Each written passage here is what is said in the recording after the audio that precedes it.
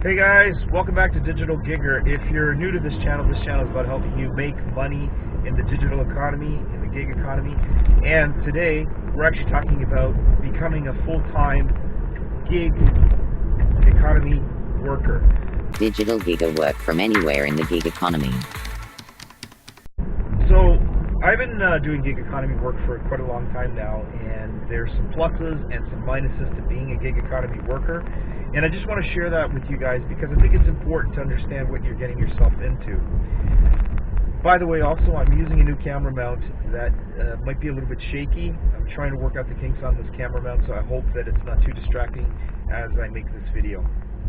And don't forget to subscribe down below if you like content that teaches you how to make money in the gig economy, entrepreneurial stuff.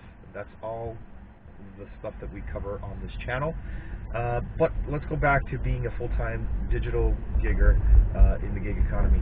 So when I started being my own boss in the gig economy, I thought I was being my own boss, but technically I'm still dependent on working for other people.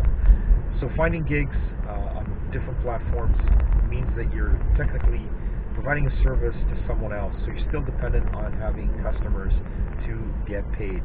So be it freelancing through something like Odesk or WeWork, those were platforms that allowed me to connect with people around the world that needed gigs performed through the internet, like writing or web design, things like that. Those were all things that I could do from my end, but I depended on having those people as customers. So once you find a platform that you're comfortable with and the type of gigs that you want to offer, you start to get into the groove and you start to make money on a consistent basis. There are going to be dry spells, so you have to make sure that you put some money away for when you have those times that you're not going to make money. So that's one of the things that I always try to do, is put some money aside for the times that the gigs dry up and I have to write it out. I also try to figure out what my tax situation is going to be. You want to make sure that you're putting away extra funds for taxes and that you're declaring your income. You don't want to be in trouble with the tax man when it comes time to do your taxes. There are also benefits that you can write off, so you want to make sure that you maybe talk to an accountant or somebody that's going to understand tax laws, because you will be able to write off maybe a certain amount of space in your home. If you're doing ride sharing, then you might be able to declare your car as an asset, or not an asset, but as something that you could write off on your taxes. So those are where you have to keep in mind that you're your own boss, you're running your own business. You have to make sure that you're declaring income, that you're making sure you're taking care of what benefits you need. So medical care, all that kind of stuff, it's down to you when you work for yourself in the digital economy. Now, once you get into the groove and you're got everything set up as far as taxes, banking, everything set up, then it's just consistently looking for gigs to be able to keep your income coming in. And diversifying, make sure that you have a few different gigs that you're willing to perform, because if one thing doesn't work out, then you have another gig that you can jump into and make some extra money. Now, some of you guys might be traveling and doing your gigs from outside the country, so you're very dependent on internet, you're very dependent on having good computer, things that are going to make your work from overseas easier. So technology plays a part when you're doing gigs outside of the country, or when you're doing gigs that depend on technology. So you want to make sure that you can purchase the best equipment that you can with your money. Although I've been able to do a lot of gig economy work with very low-end laptops and computers, so it's not necessarily a deal killer that you have to go out and buy the latest MacBook or i7 processor in a PC or laptop.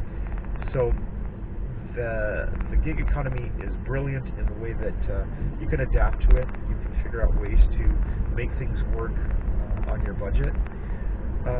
So yeah, I mean, if you keep some of those things in mind when you start up in the gig economy, then you don't set yourself up for failure. You're setting yourself to be successful at your own business.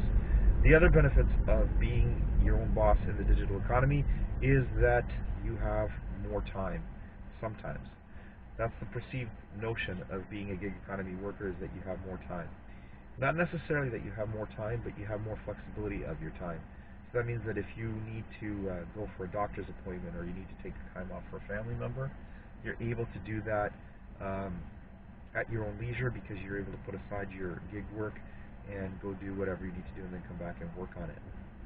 So that's one of the flexible things about being a gig economy worker, and I think you guys will appreciate that. That's probably the one job that brought me to trying to become a digital economy worker. Money is important, and it's great to make money and have an income, but also having the time to do things is extremely important, or being able to travel and work at the same time. That was another great benefit. I was able to travel to some amazing places and make an income while I was visiting these places. So I certainly hope that you guys will follow something in the digital economy. This channel is about that, so if you go through the channel, you'll see some ideas of things that you can do in the digital world and make money. So we'll continue to put up more ideas and posts about finding gigs, learning how to do different things to make money online. So I hope that you guys will subscribe to this channel, share, like, and subscribe, obviously. Hit the notification bell if you want to be notified when we get new videos. And guys, I truly apologize if this video came out a little bit shaky, because I'm using a new camera mount that isn't exactly very sturdy. So I'm going to upgrade to something different, but in the meantime, I hope that this video was helpful and that you guys enjoyed it, and we will see you guys in the next one. So keep on being a digital gig community member, and we'll see you guys next time. Have a great day, guys.